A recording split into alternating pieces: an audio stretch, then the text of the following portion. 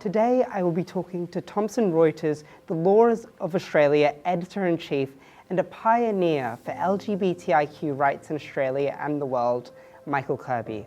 Good afternoon, Mr. Kirby. Good afternoon.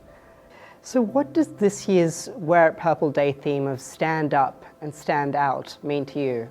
Well, this is a perfect theme. This is exactly what I have tried to do in the last 20 years, I suppose.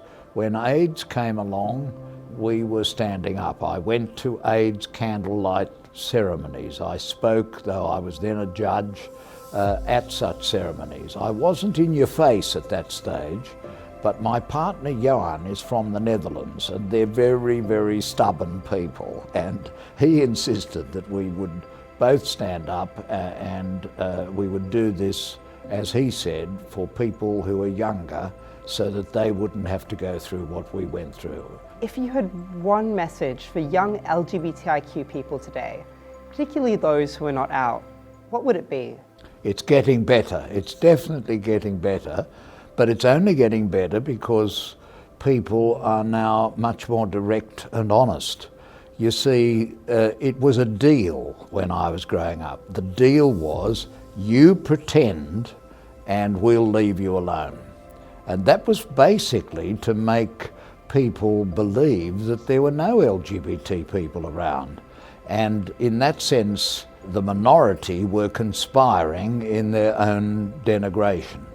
And when that started to cease and people started to confront the stereotypes, that really changed things. And I think it's therefore important that all of us, it's so unscientific to pretend, and we should all of us, so far as we can, be truthful and honest and open.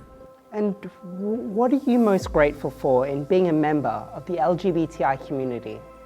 I think the thing I'm most grateful for is that it taught me to generalise. That's to say, from my own situation as somebody who was the subject of discrimination, suddenly I realised, thinking of other sources of discrimination, thinking of women who are the subject of discrimination, still are, thinking of Aboriginals who have been the subject of terrible discrimination in the law and in society, and still are, thinking of people of different races, just because their skin colour is different or because their culture or religion or other traditions are different, and still are the subject of discrimination, thinking of disabled people. So I think those who just think of their own source of discrimination and don't realise that it affects others for different reasons, but that we all have a common link, and that is stereotypes, and